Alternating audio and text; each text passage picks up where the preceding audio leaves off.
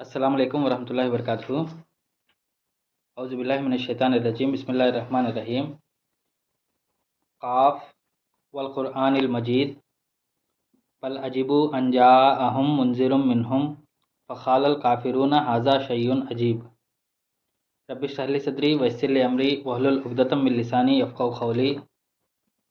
Rabbi ज़िदनी इल्मा सुब्हानका ला इल्म लना इल्ला मा अल्लमतना इन्नका अंतल अलीमुल हकीम। కరుణామయుడు, కృపాకరుడు, పాలకుడు, పోషకుడు, మనందరి సృష్టికర్త అయినటువంటి అల్లా పేరుతో ప్రారంభిస్తున్నాను. మిత్రులారా, ఇప్పుడు మీ ముందు పఠించినటువంటి ఆయత ఏదైతే ఉందో అది సూరతుల్ కాఫ్, సూరా నెంబర్ 50, ఆయతులు 1 మరియు 2. వాటి యొక్క భావం ఏమిటి అంటే, కాఫ్ మరియు దివ్యమైన ఖురాన్ సాక్షిగా, బల్ అజిబు అన్ జాఅహుం మున్జిరుం మిన్హుం, అలా కాదు, హెచ్చరిక చేసేవాడు వారి వద్దకు వారిలో నుంచే వచ్చాడన్న విషయం వారికి ఆశ్చర్యం కలిగించింది. ఫఖాలల్ కాఫిరూన హాజా షయ్యున్ అజీబ్, కావున సత్య తిరస్కారులు ఇలా అన్నారు, ఇది ఆశ్చర్యకరమైనటువంటి విషయం. మిత్రులారా, ఈ రోజు నుండి ఇన్షాల్లా మనం సూరతుల్ కాఫ్ సూరా నెంబర్ 50 గురించి కొన్ని విషయాలు నేర్చుకునేటువంటి ప్రయత్నం చేద్దాము. ఈ సూరా ఏదైతే ఉందో ఇది ప్రవక్త ముహమ్మద్ సల్లల్లాహు వారికి ఇచ్చిన తర్వాత మక్కాలో అవతరించినటువంటి సూరా ఇది. ఈ సూరా ఏదైతే ఉందో దీని గురించి మనం చూసినట్లయితే హజరత్ ఉమర్ రజియల్లాహు వారు ఒకసారి అబూ వాఖిద్ అనేటువంటి ఒక వ్యక్తి దగ్గరికి వెళ్ళి అడుగుతారనమాట. ఏమని అడుగుతారు అంటే, ప్రవక్త ముహమ్మద్ సల్లల్లాహు వారు పండుగ నమాజుల్లో ఏ సూరాని ఎక్కువగా చదివించేవారు అని చెప్పేసి అడుగుతారనమాట. అలా ఎందుకు అడుగుతారు అంటే, ఉమర్ రజియల్లాహు వారికి తెలియక కాదు, కాకపోతే ఏమిటి అంటే ఆయన ఎదుటి వ్యక్తికి క్వశ్చన్ వేసి వారి ద్వారాగా ఆన్సర్ని రాబట్టి వారిని ఎడ్యుకేట్ చేయడం కోసం, వారిని ఈ విషయం బాగా గుర్తుండిపోయేటట్టుగా వాళ్ళ మధ్యలో ఉండేటట్టుగా చేయడం కోసం ఆయన ఏం చేసేవాళ్ళు అంటే, ఆయనకు తెలిసిన విషయం అయినా సరే మళ్ళీ సహాబాల నోటి నుండి దాని యొక్క ఆన్సర్ తెలియాలి అని చెప్పేసి అలా అడిగేవారు అనమాట. సో అలాగే ఒక వ్యక్తి అబూ అఖాదా అనేటువంటి వ్యక్తిని అబూ అఖిద్ అనేటువంటి వ్యక్తిని ఏమడుతారంటే, ప్రవక్త ముహమ్మద్ సల్లల్లాహు అలైహి వారు పండుగ నమాజ్లో ఏ సూరాలు ఎక్కువగా చదివించేవారు అంటే, ఆయన సమాధానం ఏం చెప్తారు అంటే, సూరతుల్ కాఫ్ మరియు వల్ ఖమర్ ఇఖ్తరబత్ సాఅతు వన్షక్కల్ ఖమర్ అనేటువంటి సూరా ఏదైతే ఉందో ఆ 2 సూరాలు చదివిస్తారు అని చెప్పేసి చెప్పడం జరుగుతుంది అనమాట. అంటే ఏమిటంటే, సూరతుల్ కాఫ్ మరియు సూరతుల్ ఖమర్ ఏదైతే ఉందో ఆ 2 సూరాలు ఎక్కువగా చదివించేవారు అని చెప్పేసి చెప్పడం జరుగుతుంది అనమాట. ఇంకా చూసినట్లయితే ఇది మాత్రమే కాదు, ప్రవక్త ముహమ్మద్ సల్లల్లాహు అలైహి వారు ఎప్పుడెప్పుడైతే ఎక్కువ మంది జనాలు, ఎక్కువ మంది సమూహం అనేది దగ్గరికి గ్యాదర్ అవుతారో, ఎప్పుడైతే వాళ్ళందరూ కూడా ఒకే చోటకు వస్తారో, అప్పుడు ఏ సూరాల్లో అయితే జికిర్ వాళ్ళకి వార్న్ చేయడానికి, వాళ్ళని గుర్తు చేయడానికి కావాల్సినటువంటి సూరాలు ఏదైతే ఉన్నాయో ఆ సూరాలు ఎక్కువగా పఠించేవాళ్ళు అనమాట. ఫర్ ఎగ్జాంపుల్ సూరతుల్ గాషియా, సూరతుల్ ఆలా, మరి అలాగే సూరతుల్ కాఫ్, సూరతుల్ ఖమరు, సూరతుల్ వాఖ్యా, ఇలాంటి సూరాలు ఎక్కువగా చదివించేవాళ్ళు అనమాట. ఎందుకు అంటే, ఈ సూరాల్లో కనుక మీరు చూసినట్లయితే ఈ సూరాల్లో మొత్తం చెప్పిన తర్వాత సృష్టికర్త అయినటువంటి దైవం గురించి, దాని తర్వాత పరలోకం గురించి చెప్పిన తర్వాత ఫజక్కిర్ బిల్ ఖురాని వయీద్ అని చెప్పి చెప్పడం జరుగుతుంది. దాని తర్వాత ఇన్న హాజా లా జిక్రా అని చెప్పి చెప్పడం జరుగుతుంది. ఇలాంటి దాంట్లో ఏమిటంటే జిక్ర్ అనేటువంటి పదం ఏదైతే ఉందో, రిమెంబరెన్స్ అనేటువంటి పదం ఏదైతే ఉందో అది ఎక్కువగా వస్తూ ఉంటుందన్నమాట. కాబట్టి ఈ సూరా ఏమిటి అంటే ఎక్కువగా సమూహంలో ఉన్నప్పుడు చదివించడం జరుగుతుందన్నమాట. దాని తర్వాత ఇంకా ఈ సూరాలో చెప్పబడినటువంటి ఇది ఏదైతే ఉందో, సబ్జెక్ట్ మ్యాటర్ ఏదైతే ఉందో దాని గురించి కొన్ని విషయాలు చెప్పిన తర్వాత ఈ సూరాలోకి మనం వెళ్ళేటువంటి ప్రయత్నం చేద్దాం. ఎందుకు అంటే, ఈ ఇంట్రడక్షన్ ఏదైతే కొంచెం చెప్పడం జరుగుతుందో అది మిగతా సూరాలన్నిటికీ కూడా ఒక విధంగా పనిచేస్తుందన్నమాట. అదేమిటి అంటే, మొత్తం ఖురాన్ని మనం చూసినట్లయితే దాంట్లో సృష్టికర్త అయినటువంటి అల్లా చేసేటువంటి ఆర్గ్యుమెంట్స్ ఏదైతే ఉన్నాయో, అంటే చెప్పేటువంటి సందేశం ఏదైతే ఉందో అది 3 విభాగాలుగా విభజించవచ్చు అనమాట. పూర్తి ఖురాన్ ఏం చెప్తుంది అని చెప్పేసి చెప్పడానికి మనం మామూలుగా 3 ముక్కల్లో చెప్పమన్నారనుకోండి ఎవరైనా సరే, దానికి మనం ఏం చెప్పొచ్చు అంటే, ఒకటి దేవుని ఏకత్వం గురించి చెప్తుంది. అంటే సృష్టికర్త అయినటువంటి దేవుడు ఒకడే ఉన్నాడు, ఆయనే పైన ఉన్నాడు, ఆయన పుట్టడు, చనిపోడు, కనిపించడు, మరణించడు, ఇలాంటి లక్షణాలు, ఇలాంటి గుణాలు ఏదైతే ఉన్నాయో దేవుడు ఒక్కడే, ఆయనే ఈ సమస్తాన్ని నడిపిస్తున్నాడు అనేటువంటి విషయం ఏదైతే ఉందో, తౌహీద్ ఏదైతే ఉందో అదంతా కూడా ఇది ఫస్ట్ ఆర్గ్యుమెంట్, ఫస్ట్ భాగం. రెండో భాగం ఏం చెప్తుంది అంటే ఖురాన్ మొత్తం కూడా ఈ జీవితం ఏదైతే ఉందో ఇది అశాశ్వతమైనటువంటి జీవితము, శాశ్వతమైనటువంటి జీవితం మరొకటి ఉంది. ఇక్కడ మీరు చేసినటువంటి కర్మలకు ప్రతిఫలం అనేది అక్కడ లభిస్తుంది అనేది ఏదైతే ఉందో అది రెండో ఆర్గ్యుమెంట్ అనమాట. అంటే మొదటిది తౌహీద్, దేవుని ఏకత్వం. రెండోది పరలోకం గురించి. మూడో ఆర్గ్యుమెంట్ ఏమిటి అంటే ప్రవక్తల సందేశం ఏదైతే ఉందో ఆ ప్రవక్తల సందేశం గురించి, లేకపోతే దైవ సందేశం ఏదైతే ఉందో ఆ దైవ సందేశం గురించి చెప్తుందనమాట. అంటే ఎవరెవరైతే ప్రవక్తలు మన దగ్గరికి సందేశాన్ని తీసుకొచ్చారో ఆ సందేశాన్ని మనం నమ్మాలి, విశ్వసించాలి, వారి అడుగుజాడలో మనం నడవాలి అనేటువంటి విషయాలు ఏదైతే ఉన్నాయో ఈ మూడు విషయాలు పూర్తి ఖురాన్ యొక్క సందేశం అండి. అంటే ఖురాన్ ఎవరైనా 3 ముక్కలు చెప్పండి అంటే ఈ 3 ముక్కలు చెప్తుందండి. ఒకటి దేవుని ఏకత్వం, రెండోది పరలోకం, మూడోది ప్రవక్తల పరంపర ఏదైతే ఉందో ఈ విషయం చెప్తుంది అని చెప్పి చెప్తున్నాను అనమాట. ఇదే విషయాన్ని ఏమిటి అంటే ఖురాన్ మాటి మాటికి రిపీట్ చేస్తూ ఉంటుందన్నమాట.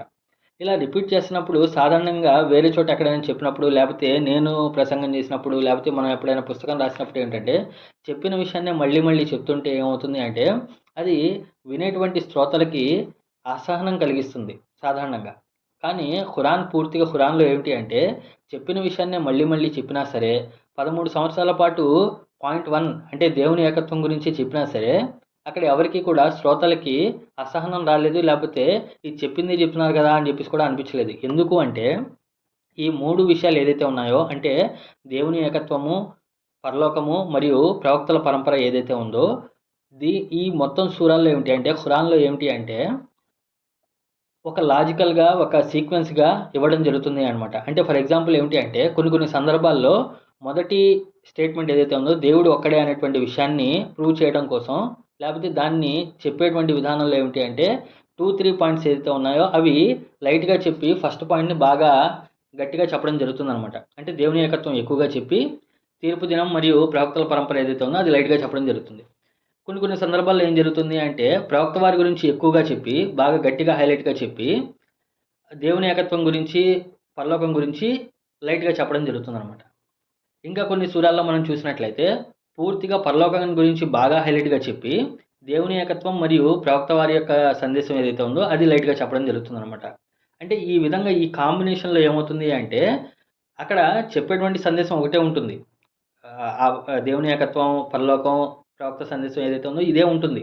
కానీ ఏమిటంటే క్రమము, మోతాదు ఏదైతే ఉందో ఆ క్రమము, మోతాదు మారటం వల్ల ఏమిటి అంటే అదంతా కూడా చెప్పిన ప్రతిసారి కూడా కొత్త విషయంలో, కొత్త కోణంలో, కొత్త రకంగా చెప్తున్నారు అనేటువంటి విషయాన్ని ప్రజలకు అర్థమవుతుందన్నమాట. అదే ఖురాన్లో ఉన్నటువంటి ఒక స్ట్రాటజీ. అది ఎప్పుడు ఎలా మారుతుంది అనేది మనం గ్రహిస్తే దాంట్లో చెప్పబడినటువంటి పాయింట్ యొక్క బరువు ఎంత ఉంది, దాని యొక్క వాల్యూ ఏమిటి, దాని యొక్క ఇంపార్టెన్స్ ఏంటి, అది ఎంత గట్టిగా చెప్తున్నారు అనేటువంటి విషయం మనకు అర్థమవుతుంది అనమాట. ఇది ఒక విషయం. రెండో విషయం ఏమిటి అంటే ఇదంతా ఎందుకు చెప్తున్నాను అంటే ఇప్పుడు మనం చదివేటువంటి సూరా మొత్తం కూడా ఏదైతే ఉందో ఆ సూరా మొత్తంలో కూడా ఏమిటి అంటే దేవుని ఏకత్వము చెప్పారు, దాని తర్వాత పరలోకం గురించి చెప్పారు, మరి అలాగే ఏమిటి అంటే ప్రవక్త వారి గురించి కూడా చెప్పడం జరుగుతుంది అనమాట. ఇవన్నీ కూడా ఏమిటి అంటే ఇది ఎంత మోతాదులో ఇచ్చారు ఏంటి అనేది మనం మాట్లాడుకోవాలి, తర్వాత అది లాస్ట్లో వస్తుంది అనమాట. ఓకేనా. దాని తర్వాత ఇప్పుడు ఈ 3 ఆర్గ్యుమెంట్స్ ఏదైతే ఉన్నాయో ఈ సందేశాన్ని ప్రజల్లాగా చేరవేయడానికి అల్లా ఏమేమి టెక్నిక్ యూజ్ చేశాడు, లేకపోతే ఏ విధంగా ప్రజల్లాగా చేరవేశాడు అంటే అది కూడా మళ్ళీ 3 రకాలుగా ఉందన్నమాట. అదేమిటి అంటే మొదటిది ఫిత్రత్ అంటే ఏమిటి అంటే సృష్టికర్త అయినటువంటి దేవుడు మనిషి లోపల ఉన్నటువంటి స్వభావాన్ని బట్టి ఈ సందేశాన్ని అతనికి అందజేయడం జరిగిందనమాట. మనిషి లోపల ఉన్నటువంటి ఫిత్రత్ని బట్టి. అందుకే ప్రవక్త వారు కూడా ఏమంటారంటే పుట్టినటువంటి ప్రతి బిడ్డ కూడా ఏమిటి అంటే ప్రకృతి సిద్ధంగా స్వాభావికంగా పుడతాడు, దాని తర్వాత వాళ్ళ యొక్క తల్లిదండ్రులు అతను యూదులుగాను క్రైస్తవులుగాను చేసేస్తారు అని చెప్పేసి చెప్పడం జరుగుతుందనమాట. పుట్టిన ప్రతి బిడ్డ కూడా తౌహీద్పై పుడతాడు అనేటువంటి విషయాన్ని అక్కడ చెప్పడం జరుగుతుందనమాట. దాని తర్వాత ఖురాన్లో కూడా ఇంకో వాక్యం ఏముంటుంది అంటే సృష్టికర్త అయినటువంటి దేవుడు ప్రజలందరినీ కూడా ఒక స్వాభావికంగా పుట్టించాడు, ఆ స్వాభావికం ద్వారానే వాళ్ళు ఉంటారు అని చెప్పి చెప్పడం జరుగుతుందనమాట. అంటే ఏమిటి అంటే స్వాభావికంగానే ఏమిటి అంటే ఏది మంచి ఏది చెడు అనేటువంటి విషయము, దాని తర్వాత ఈ చుట్టూ సృష్టిని ఆలోచన చేసి ఏమిటి అంటే దేవుడు ఒకడు ఉన్నట్టు అనేటువంటి విషయాన్ని అతనికి ఈజీగా అర్థమయ్యేటువంటి ఆస్కారం ఉంటుందన్నమాట. ఇది ఒకటి స్వాభావికం, లోపల ఉన్నటువంటి ఇదనమాట ఫిత్రత్. రెండోది ఏమిటి అంటే ఆఫాక్. ఆఫాక్ అంటే ఏమిటి అంటే చుట్టూ ఉన్నటువంటి ప్రపంచం. అంటే ఒకటి స్వభావికంగా ఎప్పుడైతే అతను కరప్ట్ అయిపోతాడో చుట్టూ ఉన్నటువంటి సరౌండింగ్స్‌ని బట్టి అంటే చుట్టూ ఉన్నటువంటి ప్రపంచాన్ని చూసి అతను నేర్చుకోవాల్సింది ఉంటుందనమాట. అంటే ఏమిటి అంటే ఖురాన్‌లో కూడా ఈ చుట్టూ ఉన్నటువంటి ప్రపంచాన్ని చూడండి, గమనించండి అని చెప్పి చెప్పడం జరుగుతుందనమాట. అంటే చుట్టూ ఉన్నటువంటి ప్రపంచం ద్వారా ఈ 3 విషయాలు ఏదైతే ఉన్నాయో దేవుడు ఒక్కడే అనేటువంటి విషయం, పరలోకం అనేటువంటి విషయం, దాని తర్వాత ప్రవక్తల పరంపర అనేది దేవుడు ప్రతి వ్యక్తికి కూడా అందజేస్తాడనమాట. ఓకేనా?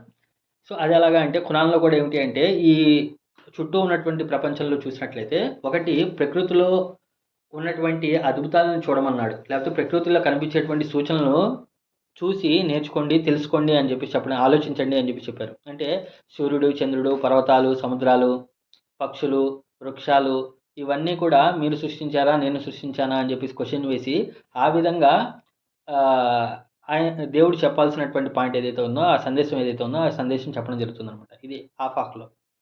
ఇంకా దీంట్లోనే చుట్టూ ఉన్నటువంటి ప్రపంచం ఆఫాక్‌లోనే ఇంకొక విధంగా ఎలా చెప్పాడు అంటే ఈ ఆఫాక్‌లో 2 ఉంటాయన్నమాట. ఒకటి చుట్టూ ఉన్నటువంటి ప్రకృతిని చూసి తెలుసుకోవడం ఒకటుంటుంది. రెండోది ఏమిటి అంటే పూర్వపు జాతుల వారి యొక్క సంఘటనలు చెప్పడం జరుగుతుందనమాట. అంటే పూర్వపు జాతుల వారి సంఘటనలు ఏమిటి అంటే సో, వాళ్ళు కూడా ఈ విధంగానే అపోహపడ్డారు.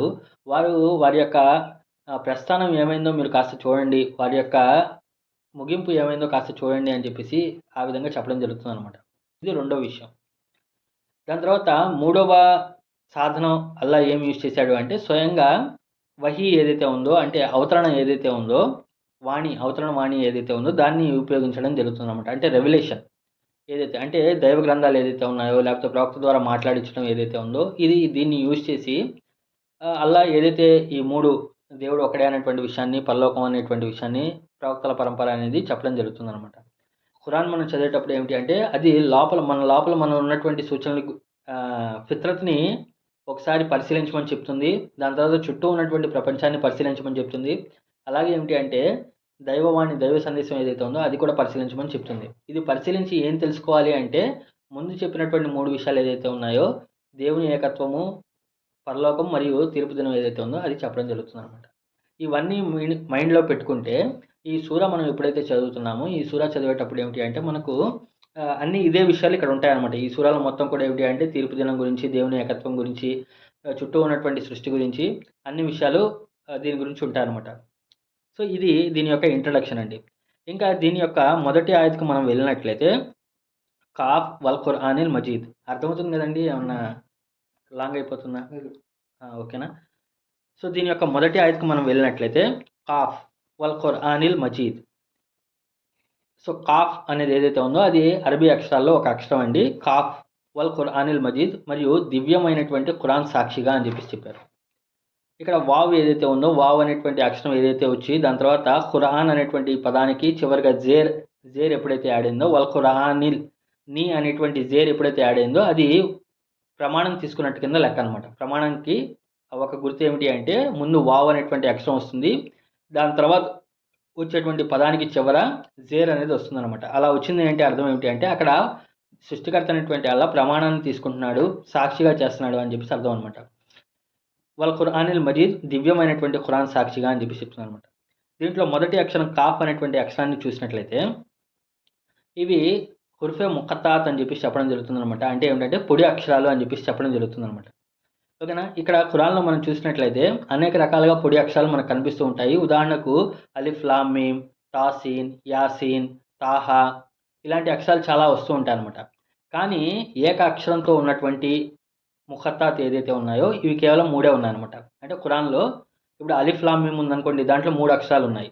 యాసీన్ ఉందనుకోండి దాంట్లో 2 అక్షరాలు ఉన్నాయి. కాఫ్ అని చూసామనుకోండి అలా ఒక అక్షరం ఉంది. సో, ఇప్పుడు ఇక్కడ ఉన్నది కాఫ్ అనేది ఒక అక్షరమే కాబట్టి ఒక అక్షరం ఉన్నటువంటి సూరాలు ఖురాన్లో ఎన్ని ఉన్నాయంటే 3 ఉన్నాయి. అదేమిటి అంటే సూరతు సాద్ 38వ సూర, సూరతుల్ కాఫ్ 50వ సూర మరియు అలాగే సూరతుల్ కలం నూన్ వల్ కలమి వమా యస్సురూన్ అంటాం కదా 68వ సూర. ఈ 3 సూరాలు ఏమిటి అంటే ఏక అక్షరంతో అంటే కేవలం కాఫ్, సాద్, నూన్ అనేటువంటి అక్షరాలతో స్టార్ట్ అయినాయి అనమాట. ఓకేనా?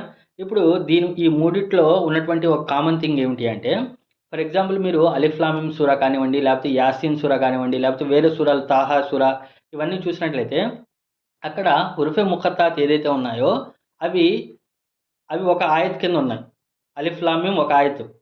దాని తర్వాత జాలికల్ కితాబుల్ లా రైబ ఫీహి హుదల్ లిల్ ముత్తఖీన్ రెండో ఆయత్. అలాగే యాసీన్ వల్ ఖురానిల్ హకీమ్, యాసీన్ అనేది ఒక ఆయత్, వల్ ఖురానిల్ హకీమ్ అనేది రెండో ఆయత్. అలాగే ఏమిటి అంటే అది విడివిడిగా ఉంటుందన్నమాట. కానీ ఈ 3 సూరాలు ఏదైతే ఉన్నాయో సూరతుల్ సాద్, సూరతుల్ కాఫ్ మరియు సూరతుల్ కలం ఏదైతే ఉన్నాయో ఈ మూడిట్లో మనకి ఏమిటి అంటే ఈ 3 కూడా 3 సూరాల్లో ఫస్ట్ ఆయత్ ఏదైతే ఉన్నాయో అది కలిపి ఉంటుందన్నమాట. అంటే కాఫ్ వల్ ఖురానిల్ మజీద్, దాని తర్వాత సాద్ వల్ ఖురాని జికిర్, నూన్ వల్ కలమి వమా యస్తూరూన్ అనేటువంటి పదాలతో స్టార్ట్ అయింది అనమాట. అంటే ఇది హుర్ఫే ముఖత్తాత్, దీని తర్వాత ఆయత్ అనేది కంటిన్యూషన్గా అయిపోయింది అనమాట. ఓకేనా. ఇంకా మనం జాగ్రత్తగా గమనిస్తే కాఫ్ వల్ ఖురానిల్ మజీద్ అని చెప్పేసి కాఫ్ సూరాలో ఖురాన్ గురించి ప్రస్తావించడం జరిగింది. దాని తర్వాత సాద్ సాద్ 38వ సూరా చూసినట్లయితే సాద్ వల్ ఖురాని జికిర్, మరియు ఖురాన్ సాక్షిగా హితబోధతో నిండి ఉన్నటువంటి ఖురాన్ సాక్షిగా అన్నాడు.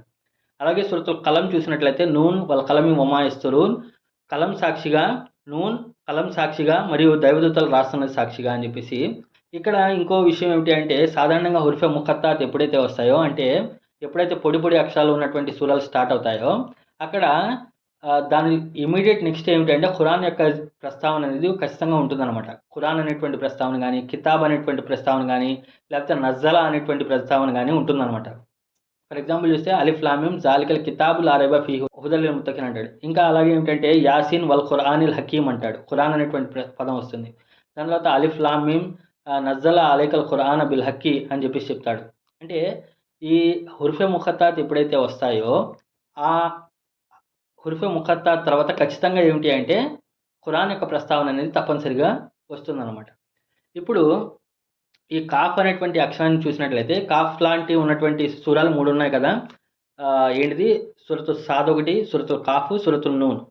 ఈ 3 సూరాల్లో మనం చూసినట్లయితే దీని యొక్క ఎండింగ్ ఏదైతే ఉందో అంటే చివరి ఆయత్ మనం చూసినట్లయితే చివరి ఆయత్ లేకపోతే చివరి సబ్జెక్ట్ మ్యాటర్ చూసినట్లయితే అది ఏముంటుందంటే దాంట్లో జికిర్ అనేటువంటి పదాన్ని ఎక్కువగా యూజ్ చేస్తారనమాట. జికిర్ అనేటువంటి పదాన్ని. ఫర్ ఎగ్జాంపుల్ సూరతుల్ కాఫ్ యొక్క చివరి ఆయత్ 45 ఆయత్లో చూసినట్లయితే నహ్ను ఆలము బిమా యఖూలూన వమా అంత అలైహిం బిజబ్బార్ ఫజక్కిర్ బిల్ ఖురాని మై యఖాఫు వయీద్. ఓ వారనేది మాకు బాగా తెలుసు, నువ్వు వారిని విశ్వసించమని బలవంతం చేయలేవు, కావున నా హెచ్చరిక భయపడే వాడికి మాత్రమే నువ్వు ఖురాన్ ద్వారా హితబోధ చేయి. ఫజక్కిర్ బిల్ ఖురాని మై యఖాఫు వయీద్ అంటే నువ్వు వారికి హితబోధ చేస్తూ ఉండు ఖురాన్ ద్వారాగా అని చెప్పేసి ఫజక్కిర్ అనేటువంటి పదాన్ని యూజ్ చేశాడనమాట. అలాగే సూరతుల్ సాద్ యొక్క చివరి 2 ఆయతులు మనం చూసినట్లయితే 87, 88 ఆయతులు చూసినట్లయితే ఇన్హువ ఇల్లా జిక్రుల్ లిల్ ఆలమీన్, నిశ్చయంగా ఈ ఖురాన్ ఏదైతే ఉందో సమస్త లోకాలందరికీ కూడా ఒక జికిర్, ఒక జ్ఞాపిక అని చెప్పి చెప్పడం జరుగుతుంది. వాళ్ళ తాళమున్న నబ్బాహు బాదహీన్, మరియు త్వరలోనే దీని ఉద్దేశాన్ని వారు తప్పక తెలుసుకుంటారు అని చెప్పి చెప్పడం జరుగుతుంది అనమాట. అంటే సూరతుల్ సాద్ 38వ సూరాలో కూడా చివరిలో ఏం చెప్పాడంటే ఇన్హువ ఇల్లా జిక్రుల్ లిల్ ఆలమీన్, ఇదొక హితబోధ అని చెప్పి చెప్పడం జరుగుతుంది అనమాట. దాని తర్వాత అలాగే నూన్ సూర కలం 68వ సూరా చూసినట్లయితే దాని యొక్క చివరి ఆయత్ 52వ ఆయత్ చూసినట్లయితే వమా హువ ఇల్లా జిక్రుల్ లిల్ ఆలమీన్, కానీ సర్వలోకాల వరకు ఇది హితోపదేశం మాత్రమే అని చెప్పేసి చెప్పడం జరుగుతుంది అనమాట. సర్వలోకాల వారికి హితోపదేశం మాత్రమే అంటే ఇక్కడ చెప్పేటువంటి ఉద్దేశం ఏమిటి అంటే ఖురాన్ అనేది ఒక విధమైనటువంటి స్ట్రక్చర్లో, ఒక విధమైనటువంటి కూర్పులో కలిగి ఉంటుందన్నమాట. ఈ 3 సూరాలు కూడా ఖురాన్లో ఎక్కడెక్కడ ఉన్నాయి, ఒకే చోట లేవు, పక్కన లేవు. కానీ దీని యొక్క స్టార్టింగ్, దీని యొక్క ఎండింగ్ ఏదైతే ఉన్నాయో ఇవి ఒకే విధంగా కలిసి ఉన్నాయి. దీని యొక్క స్టైల్ అనేది, దీని యొక్క రూపం ఏదైతే ఉందో, దీని యొక్క స్ట్రక్చర్ ఏదైతే ఉందో అది ఒక విధంగా మ్యాచ్ అవుతూ ఉంటుందన్నమాట. కాబట్టి దీని గురించి ఆలోచన చేయాలి అని చెప్పేసి చెప్తున్నాను అనమాట. ఇంకా ఏమిటి అంటే సూర కాఫ్లో ఈ సూరాలు ఏదైతే ఉందో 50 సూరాల్లో చూసినట్లయితే కాఫ్ వల్ ఖురానిల్ మజీద్ బల్ అజీబు అన్ జాహం ముంజిరుం ఫఖాలల్ కాఫిరున హాజా షయ్యున్ అజీబ్ అని చెప్పేసి చెప్పడం జరుగుతుంది అనమాట. ఓకేనా. సత్య తిరస్కారాలు ఎవరైతే ఉన్నారో ఇది చాలా ఆశ్చర్యకరమైనటువంటి విషయం అని చెప్పేసి ఈ 50 సూరాలు చెప్తున్నారు. సేమ్ ఇలాంటి అయితే 38వ సూరా చూసినట్లయితే 38వ సూరాలో 4వ ఆయత్ చూశారనుకోండి, 38వ సూరా 4వ ఆయత్ చూసినట్లయితే అక్కడ ఏముంటుంది అంటే వ అజిబు అన్ జాహుం ముంజిరుం మిన్హుం వ ఖాలల్ కాఫిరున హాజా సిహ్రున్ కజాబ్. అక్కడ కూడా సేమ్ ఇదే ఇంచుమించు ఇదే ఆయత్ ఉంటుంది అనమాట. 38వ సూరా 4వ ఆయత్తులు చూసినట్లయితే వాజిబు అంజాహుం, మరియు వారు ఆశ్చర్యపోయారు. ఏమిటంటే ప్రవక్త వారి దగ్గరికి, ఒక హెచ్చరించేవాడు వారి దగ్గరికి వచ్చాడని చెప్పేసి వారిలో నుండే ఒక హాలల్ కాఫిరున, మరియు సత్య తిరస్కారులు ఇలా అన్నారు, హాజా సెహ్రున్ కజాబ్, ఇది స్పష్టమైనటువంటి మ్యాజిక్ మరియు అసత్యమైనటువంటి ఒక మ్యాజిక్ అని చెప్పేసి వాళ్ళు చెప్పడం జరుగుతుంది. ఎక్కడది? 38వ సూరాలో. ఇప్పుడు చెప్పేటువంటి సూర ఏంటి? 50వ సూర. 50 సూరాలో కూడా ఇక్కడ ఏమవుతుంది అంటే ఇది చాలా ఆశ్చర్యకరమైనటువంటి విషయం అని చెప్పేసి కాఫిర్ అనేటువంటి పదము, అజిబ్ అజబా అనేటువంటి పదము, ఈ రెండు మ్యాచ్ అవుతున్నాయి అనమాట. అంటే ఏంటి అంటే ఖురాన్కి అనేది ఈ విధంగా ఒక స్ట్రక్చర్డ్ రూపంలో ఉంటుందన్నమాట. అక్కడ ఉన్నటువంటిది మళ్ళీ ఇక్కడ రిఫ్లెక్ట్ అవుతుంది, మళ్ళీ ఇక్కడ ఉన్నది మళ్ళీ సూరతుల్ నూన్లో కలంలో ఇలా మ్యాచ్ అవుతూ ఉంటాయి అనమాట. కాబట్టి ఇది మనం జాగ్రత్తగా గమనించాలి. ఓకేనండి. కాఫ్ కాఫ్ అనేటువంటి పదానికి ఇది. దాని తర్వాత ఇంకా చూసినట్లయితే ఇక్కడ ఈ హుర్ఫే ముఖత్తాద్ గురించి చాలామంది ఏం చెప్తారు అంటే ఇది దీని యొక్క అసలు మీనింగ్ ఏదైతే ఉందో, దీని యొక్క యథార్థం ఏమిటి అంటే కేవలం అల్లాహ్కు మాత్రమే తెలుసండి. అంటే కాఫ్ అనేటువంటి పదానికి అర్థం ఏమిటి అని చెప్తే చాలామంది ముఫస్సిర్లు చాలా రకాలుగా దాని వ్యాఖ్యానాలు చేసిన తర్వాత చివరికి చెప్పేటువంటి విషయం ఏంటి అంటే అన్నిటికన్నా బెస్ట్ తఫ్సీర్ ఏంటి అంటే దీని యొక్క నాలెడ్జ్, దీని యొక్క జ్ఞానం కేవలం అల్లాహ్కు మాత్రమే ఉంది, మాకెవరికి తెలియదు అని చెప్పి చెప్తారనమాట. అదేవిధంగా ఏంటంటే కాఫ్ అనేటువంటి పదానికి అర్థం ఏమిటి, దాని యొక్క మీనింగ్ ఏంటి అనేది మనకు తెలియదు. దీని యొక్క రెండవ వ్యాఖ్యానం ఏమిటి అంటే, సో ఇక్కడ ప్రవక్త వారు ఎప్పుడైతే ఇలా పొడి పొడి అక్షరాలు చదువుతున్నారో, అలిఫ్, లామ్, మీమ్, కాఫ్, తా, హైన్, యాసిన్ ఇలాంటి అక్షరాలు ఎప్పుడైతే చదువుతున్నారో అప్పుడు దాకా అరబ్బులకి ఏం తెలుసు అంటే ప్రవక్త వారికి చదవడం రాయడం రాదు. ప్రవక్త వారు ఉమ్మి అంటారు. ఉమ్మి అంటే ఏమిటి అంటే అతనికి అక్షరజ్ఞానం లేదు, కేవలం తల్లి ఒడిలో ఎలా ఉన్నాడో అలాగే ఉన్నాడు, అతను ఎక్కడ కూడా అక్షరాలు నేర్చుకోలేదు అని చెప్పేసి ఒక అపోహ ఉంటుందన్నమాట.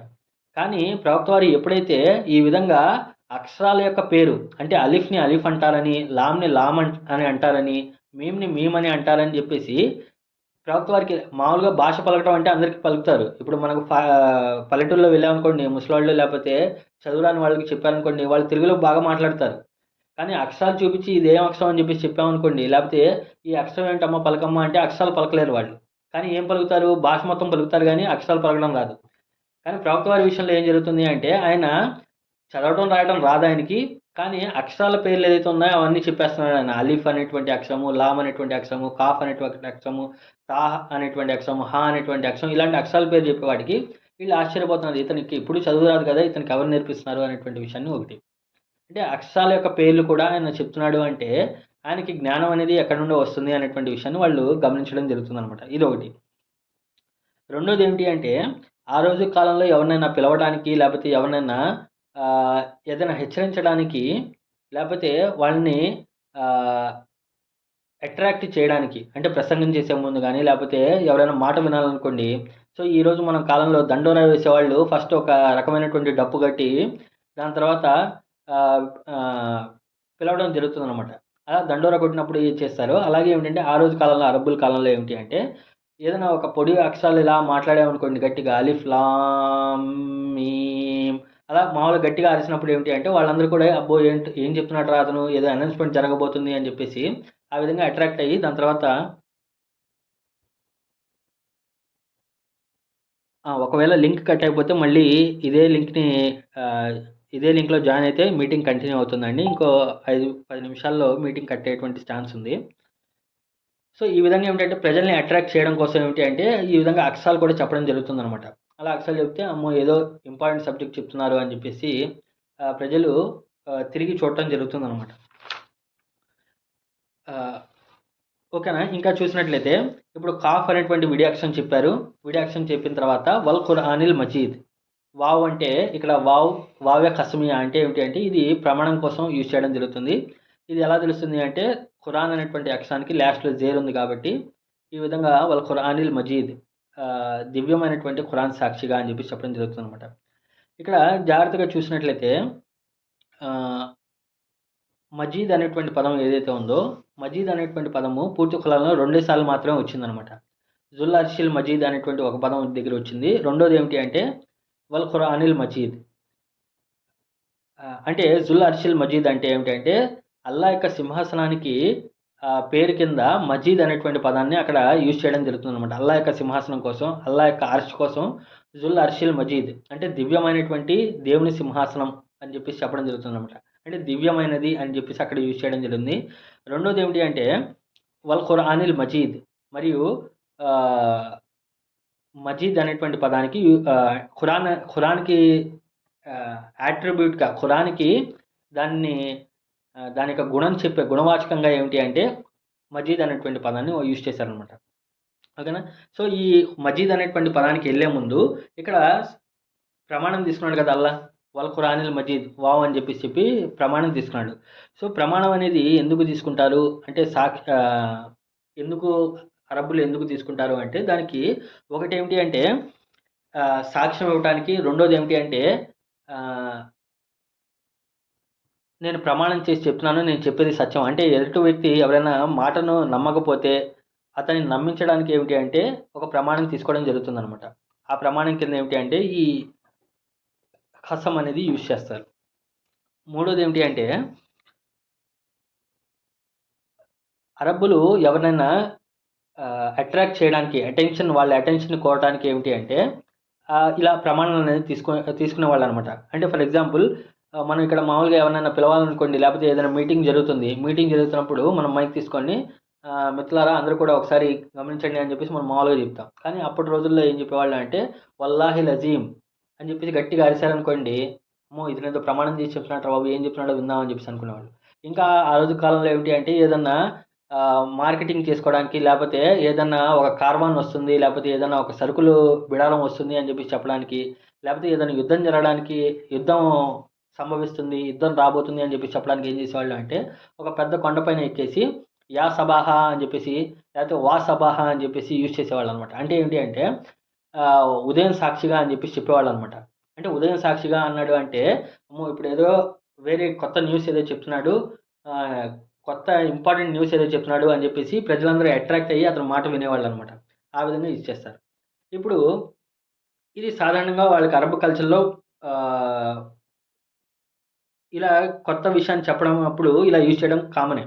కానీ ఇక్కడ అల్లా ఖురాన్లో యూజ్ చేసేటువంటి ఈ ప్రమాణాలు ఏదైతే ఉన్నాయో ఆ ప్రమాణాల గురించి మనం చూసినట్లయితే ఎప్పుడైతే ప్రమాణం తీసుకుంటామో ఆ ప్రమాణం తీసుకునేటువంటి విషయం ఏదైతే ఉందో అది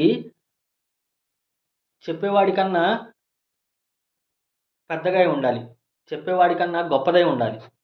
అంటే ఫర్ ఎగ్జాంపుల్ ఏమిటి అంటే ఇప్పుడు నా మాట ఎవరు నమ్మట్లేదు అంటే నేను నమ్మించడానికి ఏం చేయాలి? నేను నాకన్నా గొప్ప విషయం ఏదైతే ఉందో ఆ గొప్ప విషయాన్ని మీకు దాని మీద ప్రమాణం చేసి దాని సాక్షిగా నేను చెప్తున్నాను, నేను చెప్పేది నిజంరా బాబు అని చెప్పి నేను చెప్పుకుంటాను. అంతేనా? అంటే ఫర్ ఎగ్జాంపుల్ నాకన్నా అర్హమైనటువంటి విషయాన్ని నేను ప్రమాణంగా తీసుకుంటే మీరు వినరు, నమ్మరు.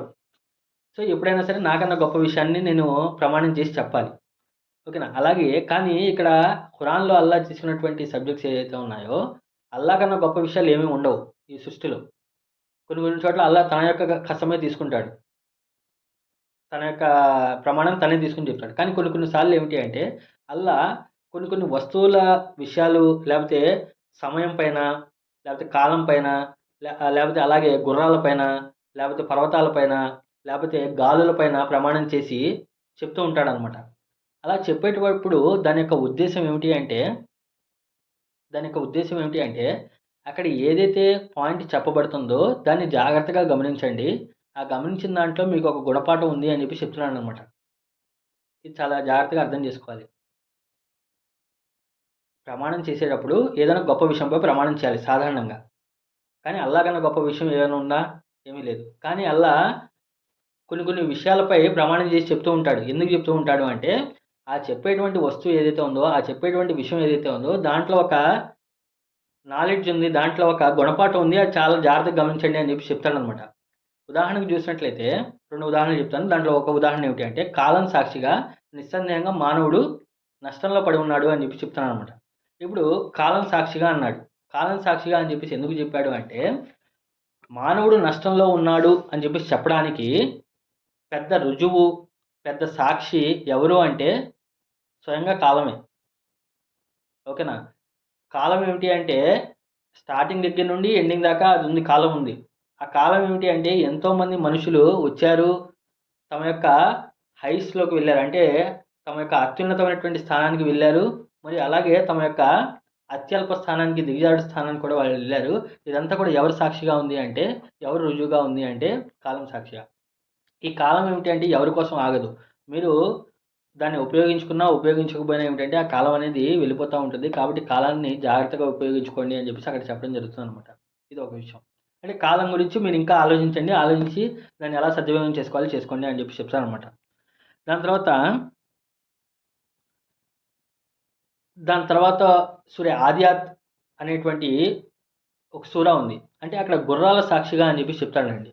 ఈ విషయం చాలా జాగ్రత్తగా అర్థం చేసుకోండి. గుర్రాల సాక్షిగా అని చెప్పేసి సూరతుల్ ఆదియాత్లో చెప్పడం జరుగుతుందనమాట.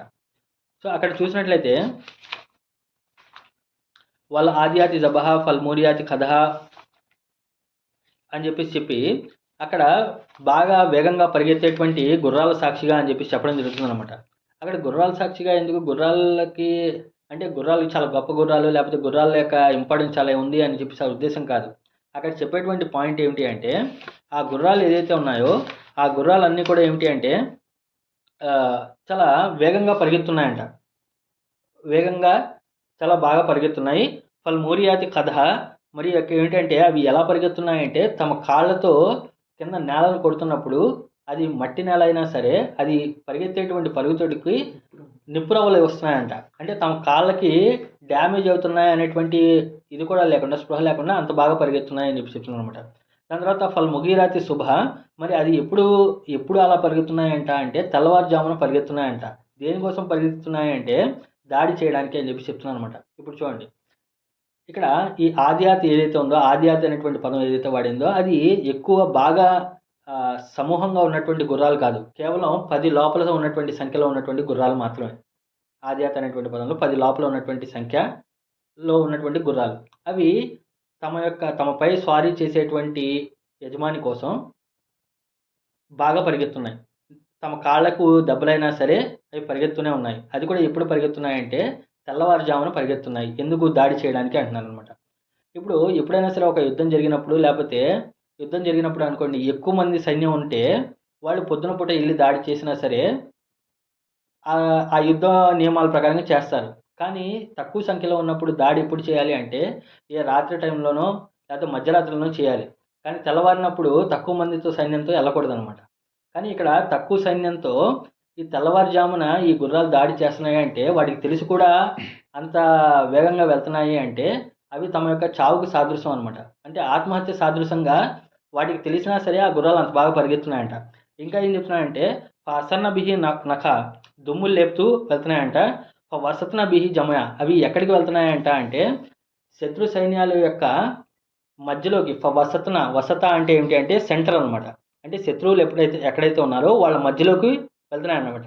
ఆ మధ్యలోకి వెళ్ళి దూరి అది కూడా ఎలా వెళ్తున్నాయంట, ఒకవేళ వాళ్ళపైన దాడి చేయాలనుకోండి, ఈ ఉన్నటువంటి 10 గుర్రాలు తలా ఒక దిక్కును వెళ్ళాయనుకోండి, తలా ఒక దిక్కును వెళ్తే వాటిని పట్టుకోవడం కష్టం. కానీ ఇవన్నీ కూడా ఏమిటి అంటే ఒక జమాత్గా, ఒక గ్రూప్గా ఏమిటి అంటే ఆ శత్రు సైన్యాల యొక్క మధ్యలో ఆత్మహత్య సాదృశ్యంగా లోపలికి దూరిపోతున్నాయి. ఆ దూరిపోతే అక్కడ ఏం జరుగుతుందనే తర్వాత సంగతి. అక్కడ ఆదియాత్లో అక్కడ చెప్పేటువంటి విషయం ఏంటి అంటే ఆ గుర్రాలు తమ చావును తమ కళ్ళెదుడుగా చూసినా సరే అవి ఆత్మహత్య సాదృశ్యమైనా సరే తమ యొక్క యజమాని కోసం, తమ పైన స్వారీ చేసేటువంటి ఆ మనిషి కోసం ఏమిటి అంటే తమ సర్వాన్ని త్యాగం చేయడానికి అవి సిద్ధంగా ఉన్నాయని చెప్పి చెప్పడం జరుగుతుంది అన్నమాట. ఓకేనా. అది చెప్పి దాని యొక్క పాయింట్ ఏం చెప్తున్నాడు అంటే ఇన్నల్ ఇన్సాన లిరబ్బిహి లకనూద్, గుర్రాలే కేవలం కొన్ని గుగ్గిలాలేస్తే నడిచేటువంటి గుర్రాలే తమ యొక్క యజమాని కోసం అంతలాగా శ్రమిస్తున్నాయి, లేకపోతే అంతలాగా ప్రాణానికి తెగించి వెళ్తున్నాయి.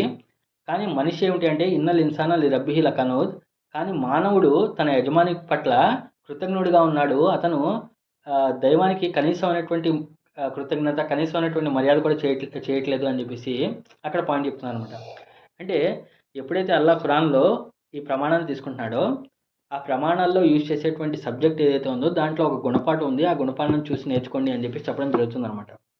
ఓకేనా. అలాగే ఈ ఖురానిల్ మజీద్ ఏదైతే ఉందో, మరి ఈ ఖురాన్ ఏదైతే ఉందో ఈ ఖురాన్లో పూర్తిగా కూడా ఒక గైడెన్స్ ఉంది అని చెప్పి చెప్తున్నారు అనమాట. ఖురాన్ అనేటువంటి పదాన్ని చూసినట్లయితే ఖురాన్ అనేటువంటి పదానికి ఖరా అనేటువంటి పదాల నుండి వచ్చింది, కాఫ్ రే అలిఫ్ అనేటువంటి అక్షరాల నుండి వచ్చింది అనమాట.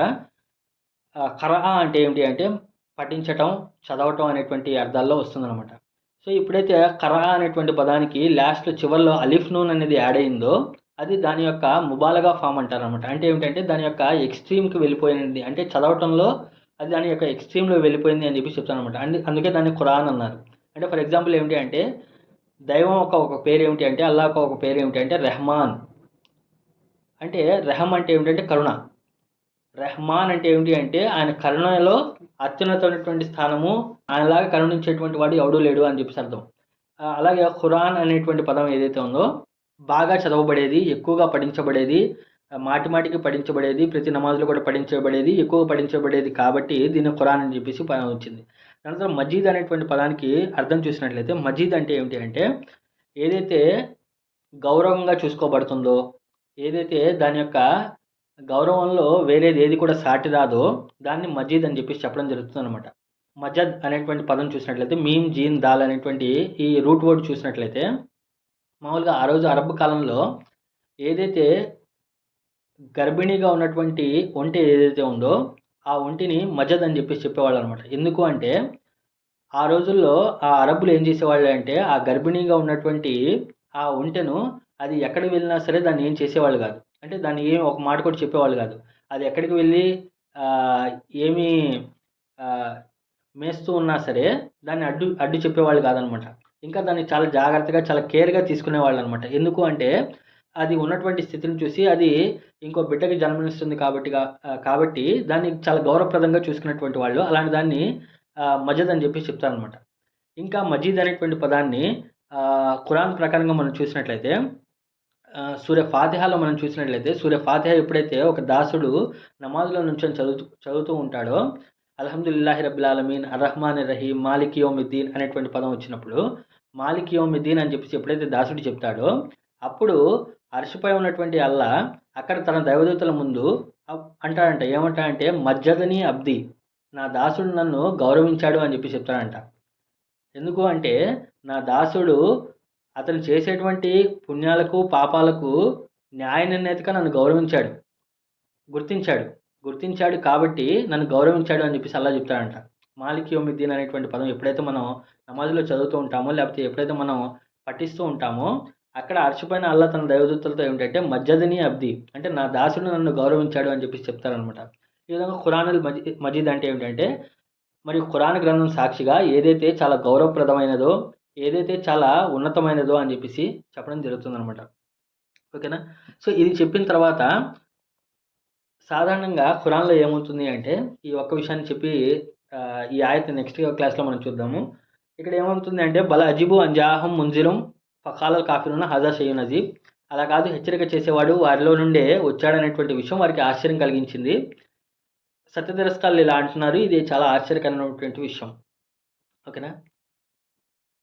మామూలుగా ఖురాన్‌లో ఏమవుతుంది అంటే ఎప్పుడైనా సరే అల్లా ఒక ప్రమాణం చేశాడు అంటే, ఒక ఖసం తీసుకున్నాడు అంటే దాని తర్వాత దాని కంటిన్యూషన్ ఏమిటంటే జవాబుల్ ఖసం ఉండాలి. కాఫ్ వల్ ఖురానిల్ మజీద్, కాఫ్ ఖురాన్ సాక్షిగా అని చెప్పి చెప్పాడు. చెప్పిన తర్వాత అక్కడ ఏం పాయింట్ చెప్తున్నాడో అక్కడ చెప్పలేదు. డైరెక్ట్‌గా సబ్జెక్ట్‌లోకి వచ్చేయడం జరిగింది. కానీ మీరు వేరే సూరాలు చూసారనుకోండి, జవాబుల్ ఖసం అనేది పక్కన ఉంటుందన్నమాట. అంటే ఏమిటి అంటే ఇప్పుడు ఫర్ ఎగ్జాంపుల్ సూర జారియాత్ మనం చూసామనుకోండి, సూర జారియాత్ మనం చూసినట్టయితే 51వ సూర చూసినట్టయితే అక్కడ మొత్తం చెప్పిన తర్వాత వజ్జారియాతి జర్వా ఫల్ హామిలాతి వెఖరా ఫల్ జారియాతి యుస్రా ఫల్ ముకస్సిమాతి అమ్రా ఇన్నమా తువదూన లసాదిక్. అంటే ఇక్కడ గాలుల సాక్షిగా, భారాన్ని మోసేటువంటి మేఘాల సాక్షిగా, సముద్రంలో సులభంగా తేలియాడే ఓడల సాక్షిగా, మరియు పంచిపెట్టేటువంటి వారి సాక్షిగా అని చెప్పి నిశ్చయంగా మీకు చేయబడేటువంటి వాగ్దానం ఏదైతే ఉందో అది సత్యం అని చెప్పి చెప్పాడు అనమాట. అంటే తీర్పు దినం సత్యంగా రానున్నది అని చెప్పారు. అంటే ఖసం చెప్పి దాని యొక్క జవాబులు ఖసం చెప్పారు. అలాగే మీరు ఏం సూరాలను తీసుకోండి, వల్లస్ర్ అని చెప్పిన తర్వాత ఇన్నల్ ఇన్సాన లిరబ్బిహి లకనూద్, కాలం సాక్షిగా మానవుడు నష్టంలో ఉన్నాడు అని చెప్పేసి దాని జవాబుల ఖసం అని చెప్పారు. కానీ ఈ సూరాలో చూసినట్లయితే ఈ సూరాలో జవాబుల ఖసం ఏం లేదు. కాఫ్ వల్ ఖురానిల్ మజీద్, కాఫ్ ఖురాన్ సాక్షిగా అని చెప్పి దాని తర్వాత దాన్ని అసలు ఎందుకు ప్రమాణం తీసుకున్నాడో అక్కడ చెప్పలేదు, అల్లా చెప్పలేదు. చెప్పకుండా డైరెక్ట్గా ఏమిటంటే వాళ్ళు ఏమనుకుంటారో అది మామూలుగా సబ్జెక్ట్లో వచ్చేసింది. ఇలా ఎందుకు చెప్పడం జరిగింది? దీని యొక్క ఆంతర్యం ఏమిటి? అల్లా ఎప్పుడు కూడా ఇది అల్లా యొక్క సాంప్రదాయం కాదే. ఎప్పుడైనా సరే కసం చెప్పాడు అంటే దాని యొక్క జవాబుల్ కసం ఉంటుంది. కానీ ఈ సూరాలో మనకు జవాబుల్ కసం కనపడలేదు. చివర్లో వస్తుందనమాట. అది ఎప్పుడొస్తుంది? అల్లా సస్పెన్స్‌గా ఉంచాలనుకున్నాడు. ఇన్‌షాల్లా మనం కూడా సస్పెన్స్‌గా ఉంచి దీని యొక్క జవాబుల్ కసం ఎక్కడ నుంచి వస్తుందో మనం తర్వాత వెతుకుదాం. తర్వాత తెలుసుకుందాం. ఓకేనా? అది వదిలేసి జవాబుల్ కసం వదిలేసి డైరెక్ట్‌గా నెక్స్ట్ పాయింట్‌కి రావడం జరుగుతుంది. అర్థమవుతుందా? ఈ విషయం అర్థమైందా? మనం సూర్య జారియాత్ సిరీస్ చెప్పుకున్నప్పుడు ఖసము జవాబుల్ ఖసం గురించి మాట్లాడాం. కానీ ఈ సూరాలో ఏమిటంటే ఖసము జవాబుల్ ఖసం లేదు. ఓన్లీ ఖసమే ఉంది. దాని యొక్క నెక్స్ట్ పాయింట్ ఏమిటంటే కంక్లూజన్ పాయింట్ లేదనమాట. అది ఎక్కడ వస్తుందో మనం తర్వాత వెతుకుదాం. ఓకే. దాని తర్వాత చూసినట్లయితే బల్ అజీబు. అలా కాదు, అజీబు అంటే వారు ఆశ్చర్యానికి గురయ్యారు. అన్ జాహుం ఎందుకు అంటే జాహుం వారి వద్దకు వచ్చాడు. మున్సిరున్ హెచ్చరించేటువంటి వాడు. మిన్హుం వారిలో నుండే. ఫఖాలల్ కాఫిరూన అన్నారు సత్య తిరస్కారులు ఎవరైతే ఉన్నారో హాజా షయ్యున్ అజీబ్, ఇది చాలా ఆశ్చర్యకరమైనటువంటి విషయం.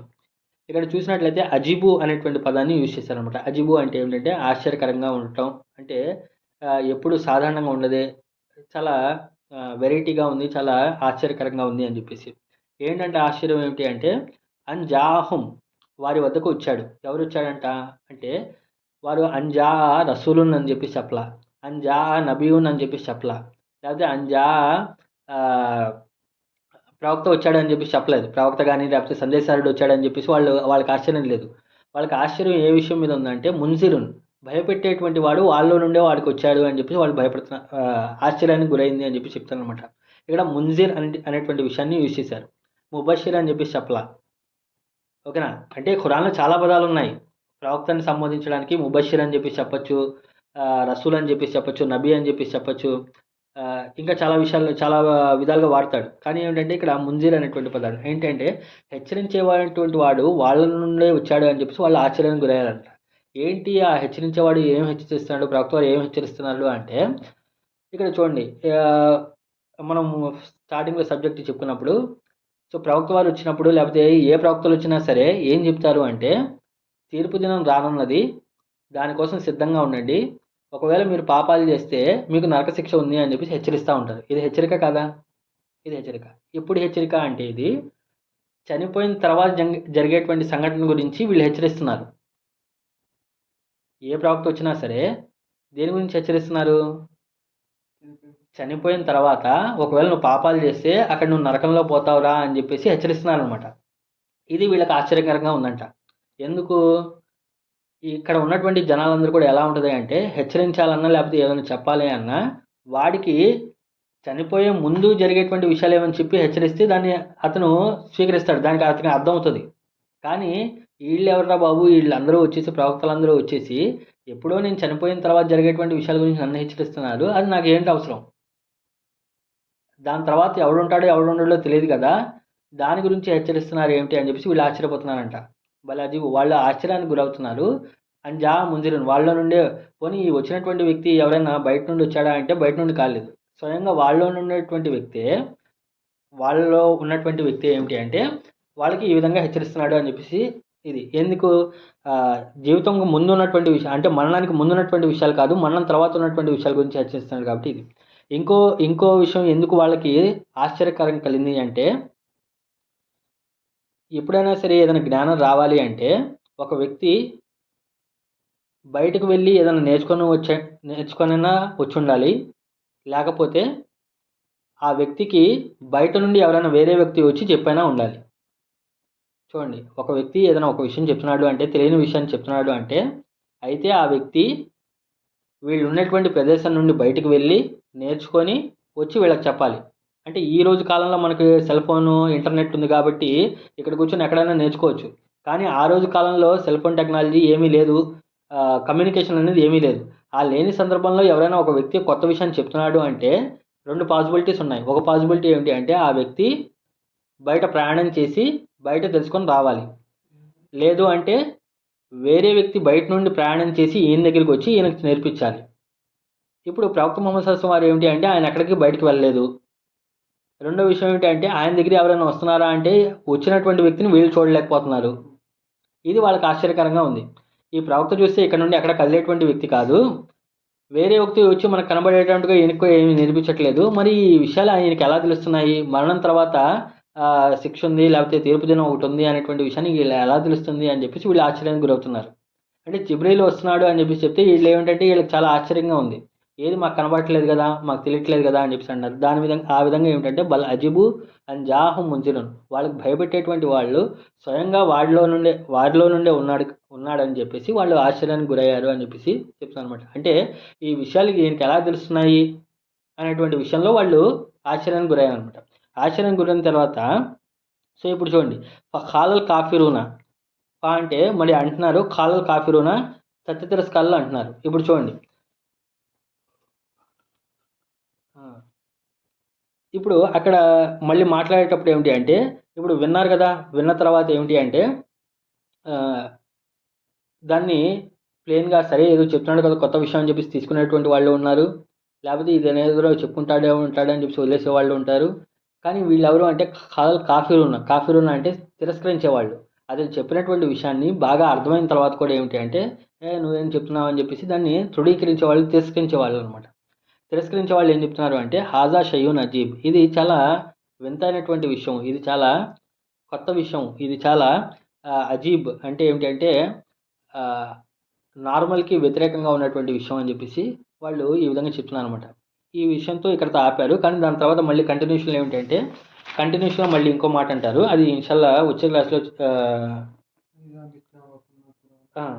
దాని తర్వాత మళ్ళీ మారదాం. అక్కడ ఏమిటి అంటే మళ్ళీ అక్కడ పదం అనేది మారిపోతుంది అనమాట. ఇక్కడ కాఫిరూన్ అనేటువంటి పదాన్ని వాడారు. ఇది గుర్తుపెట్టుకోండి. కాఫిరూన్ అంటే ఏమిటంటే వాళ్ళు దాన్ని తిరస్కరించారు. అంటే వాళ్ళకి బాగా అర్థమైన తర్వాత కూడా ఏమిటి అంటే దాన్ని రిజెక్ట్ చేశారనమాట. రిజెక్ట్ చేసిన తర్వాత ఏమన్నా రిజెక్ట్ చేస్తున్నారు, ఇది చాలా వింతగా ఉంది అని చెప్పేసి చెప్తున్నారు అనమాట. ఈ విషయం మీకు వింతగా ఉంటే అని చెప్పేసి దానికి కంక్లూజన్ అనేది ఇన్షాల్లా వచ్చే ఆయతలో మనకు మాట్లాడుకునేటువంటి ప్రయత్నం చేద్దాము. సో ఇప్పుడు దాకా చెప్పినటువంటి విషయాలు ఏదైతే ఉన్నాయో సో కసం ఏదైతే ఉన్నాయో కసం అనేది ఏదైనా గొప్ప విషయాన్ని చెప్పడం కోసం అలా యూజ్ చేయడం జరుగుతూ ఉంటుంది. ప్రతిదానికి ఏమిటి అంటే కసం ఉంటే దాని యొక్క జవాబుల్ కసం కూడా ఉంటుంది. కానీ ఈ సూరాలో మనం చూసినట్లయితే జవాబుల్ కసం ఏదైతే ఉందో అంటే దానికి కంక్లూజన్ ఏదైతే ఉందో కంక్లూజన్ అనేది కసం తర్వాతే ఇమీడియట్గా రాలేదు, అది చివరిలో ఎక్కడో వస్తుంది. అది ఇన్షాల్లా మనం తెలుసుకునేటువంటి ప్రయత్నం చేద్దాము. దాని తర్వాత ఎవరైతే ఖురైషీలు ఎవరైతే ఉన్నారో లేకపోతే అక్కడ ఉన్నటువంటి ప్రజలు ఎవరైతే ఉన్నారో వాళ్ళు చాలా ఆశ్చర్యానికి గురయ్యారు. ఎందుకు ఆశ్చర్యానికి గురయ్యారు అంటే హెచ్చరించేటువంటి వాడు, అది కూడా చనిపోయిన తర్వాత జరిగేటువంటి విషయాల గురించి హెచ్చరించేటువంటి వాడు స్వయంగా తమలో నుండే వచ్చాడు అనేటువంటి విషయానికి వాళ్ళు బాగా ఆశ్చర్యానికి గురి చేసింది. వాళ్ళు సత్య తిరస్కారాలు ఎవరైతే ఉన్నారో వాళ్ళు హాజా షయ్యూన్ అజీబ్, ఇది చాలా వింత అనేటువంటి విషయం అని చెప్పేసి వాళ్ళు చెప్పడం జరుగుతుంది అనమాట. ఇక్కడ చూడండి, ఇక్కడ ఖాలల్ కాఫిరూనా అనేటువంటి పదాన్ని స్పెషల్గా వాళ్ళకి మెన్షన్ చేయడం అర్థం ఏమిటి అంటే అక్కడ ఉన్నటువంటి సమూహంలో చాలామంది ఉన్నారు. ఫఖాలల్ ఖురైష్ అని చెప్పేసి చెప్పలేదు, ఖురైష్ అందరూ చెప్పారని చెప్పి చెప్పలేదు, లేకపోతే ఫఖాలల్ నాసు అక్కడ ఉన్నటువంటి ప్రజలందరూ చెప్పారని చెప్పి చెప్పలేదు. ఆ విన్నటువంటి వాళ్ళలో ఒక వర్గం వాళ్ళు ఎవరైతే ఉన్నారో కాఫిర్లు ఎవరైతే ఉన్నారో అంటే తిరస్కరించేటువంటి సిచ్యువేషన్ ఎవరైతే ఉన్నారో వాళ్ళు ఇది చాలా వింతైనటువంటి విషయం అని చెప్పి చెప్పడం జరుగుతుంది అనమాట. కాబట్టి అలా మీకు నాకు మనందరికీ కూడా ఖురాన్ మనకి బాగా అర్థం చేసుకునే భాగ్యాన్ని ప్రసాదించుగాక. ఆమీన్. వఖైదానా అల్హమ్దులిల్లాహి రబ్బిల్ ఆలమీన్. అల్లాహుమ్మా రబ్బీ జిద్నీ ఇల్మా.